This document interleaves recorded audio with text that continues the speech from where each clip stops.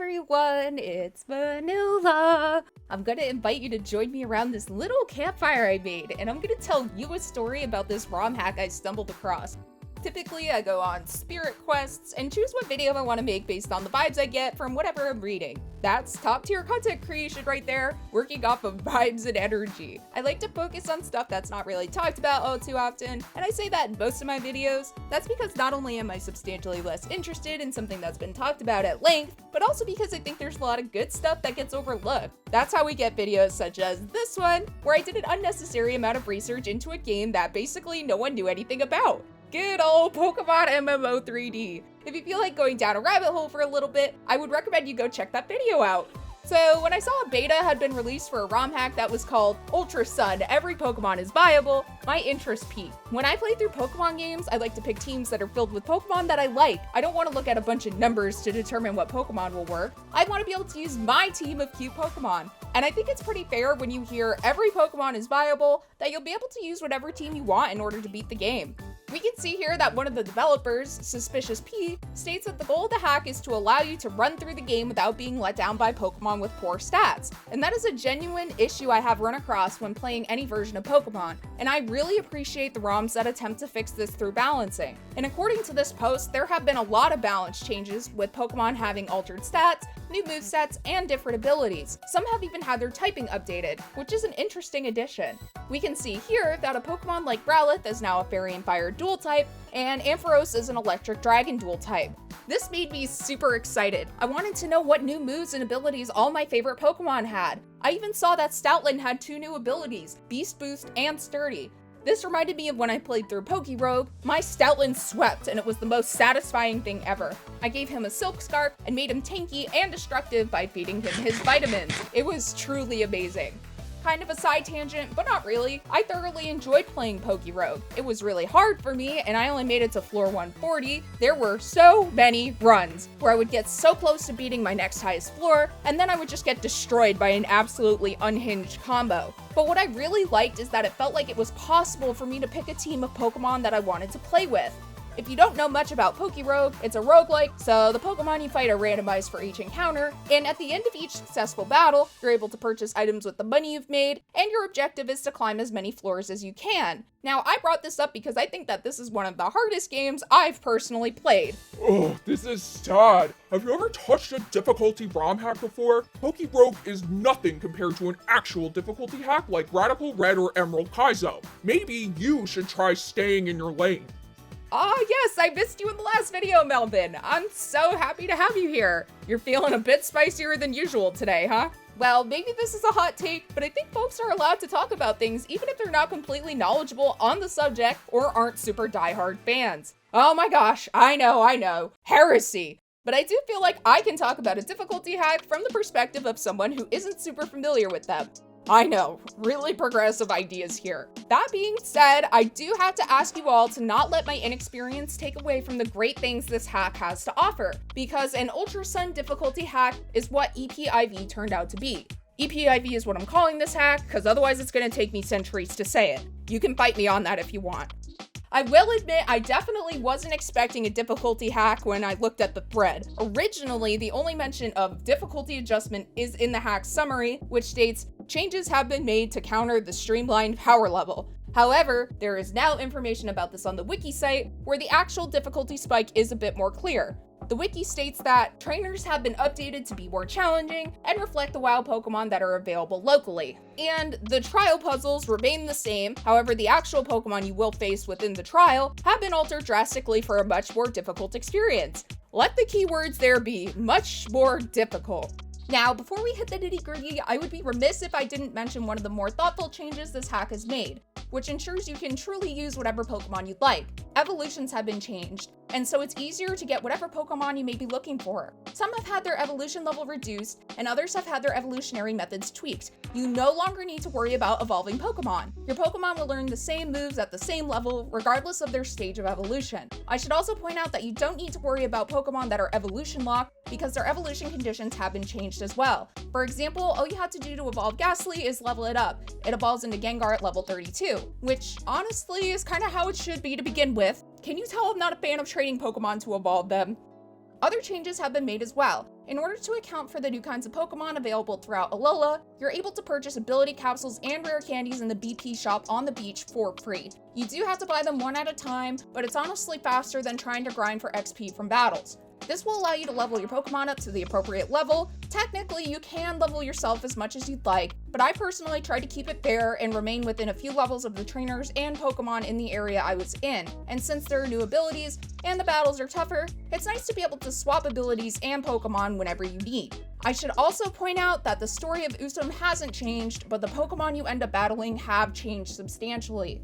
Now, if you've never played any of the games in the Alola region, there are totem Pokemon on each island that you can consider bosses. They're meant to be more difficult, and once you defeat them, you're granted a Z Crystal that corresponds to the typing of the totem Pokemon. And if you don't know, Z Crystals allow you to use a strong one-off attack of the corresponding type. In Vanilla Usum, your first encounter with a totem Pokemon is on Melee Island, where you fight a Gumshoos and a Yungoos for a Normalium Z. The trials for the totems also have puzzles that you must solve in order to encounter the totems themselves, and you end up fighting a few Pokemon before the final boss encounter. These trial Pokemon have also been changed in EPIV, and when my tiny brain read the word changed, I was not expecting what was to come. Before you play this hack, you should most definitely check out the wiki just to see what you'll be getting into. I will link the wiki down below, and I'll also put a link to the Discord where you can go to download a copy of the game if you're interested. I also want to reiterate that this game is still in beta. There are frequent updates, and lately a lot of work has gone into the documentation that is on the wiki, so the project is really active at the moment. This is also the point in the video where I'm going to talk about spoilers, so if you're thinking about playing, which you most definitely should, if you don't want spoilers, you should probably click those links and head on out, because I'm gonna be spoiling stuff.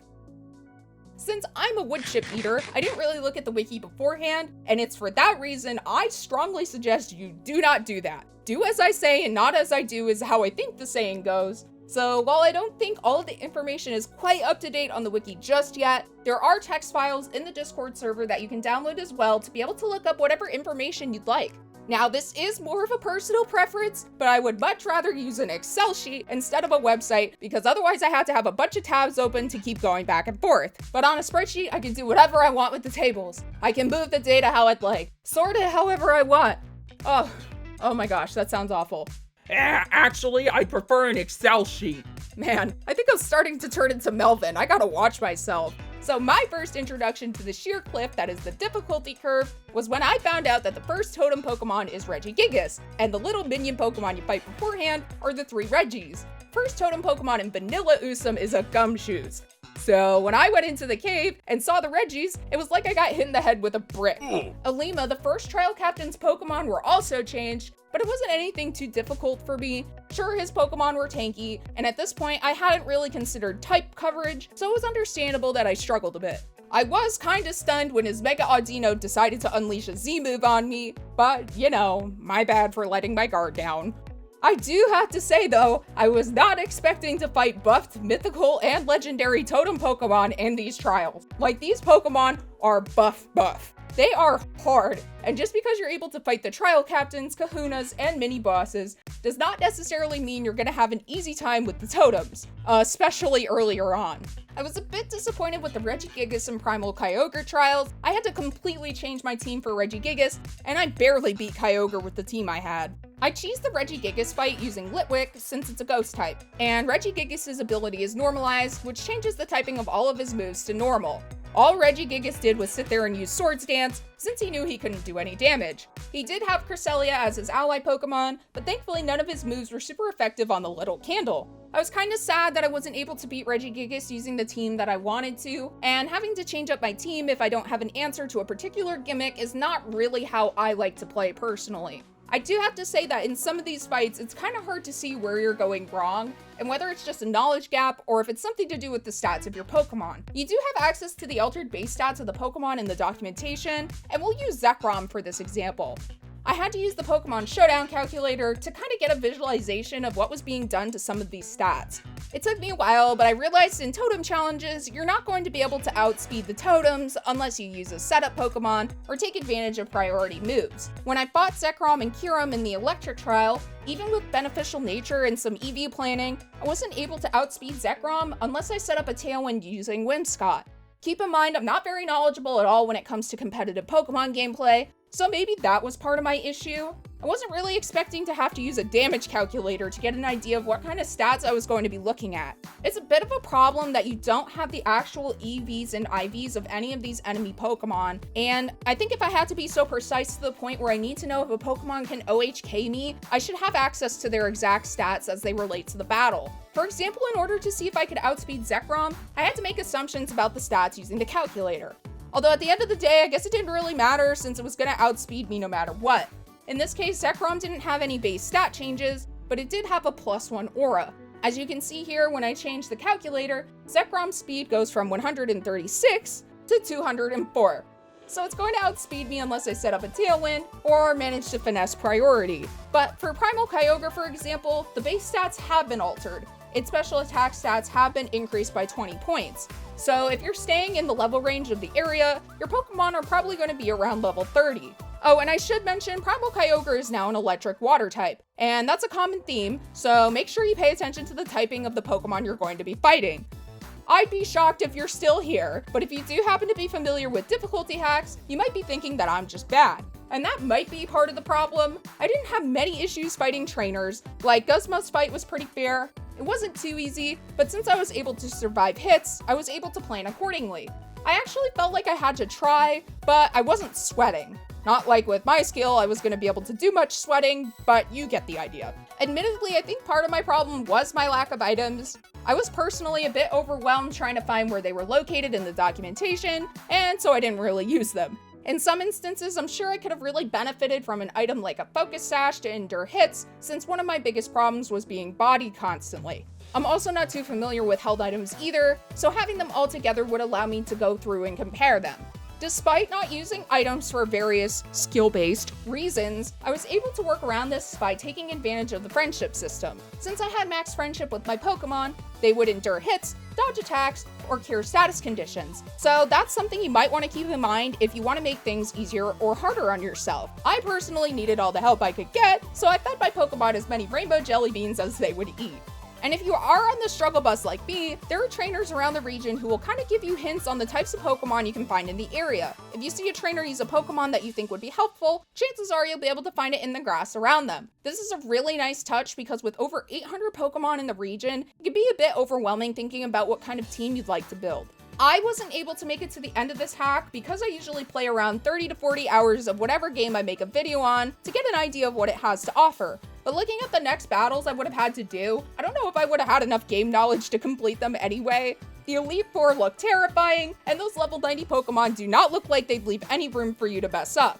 These trainers have Mega Pokemon, abilities, and items, and since I have no idea what I'm doing, it all looks very intimidating. But in all seriousness, I think if you enjoy building Pokemon teams and you're looking for a decent challenge, you should check out this hack. The trainer teams are built with specific items and abilities in mind, so a lot of thought has gone into team composition. I'm sure big brains would be really interested to see how the stat changes of some Pokemon affect their viability in certain situations. I feel like this could make for a really fun challenge if you know what you're doing. You can see that the teams for the Elite Four members and captains are deliberately designed, and I think it would make a very interesting playthrough. But if you're a more casual player like myself, this might be a bit difficult and you might want to consider other hacks unless you're really looking to challenge yourself. I don't think it would be possible to progress very far in this hack if you don't have the necessary prior knowledge. I think I might consider recommending it more broadly if there was a difficulty option. Perhaps one where the stats of the totems are reduced and the trainer Pokemon are a bit lower level. I think that saying every Pokemon is viable is true in the sense that if you have the knowledge, you are empowered to be able to progress through the difficulty due to the changes made. But when I had initially read the title, I was really interested because I love when creators change things about hacks. I believe the changes would make the game more fun to play, while also providing a bit of a challenge. I love the concept of changing abilities, typing, and increasing the difficulty of battles through AI adjustments and more challenging teams. But for me personally, I wasn't able to appreciate a lot of the changes the hack introduced because I was too busy fighting for my life to progress through the game.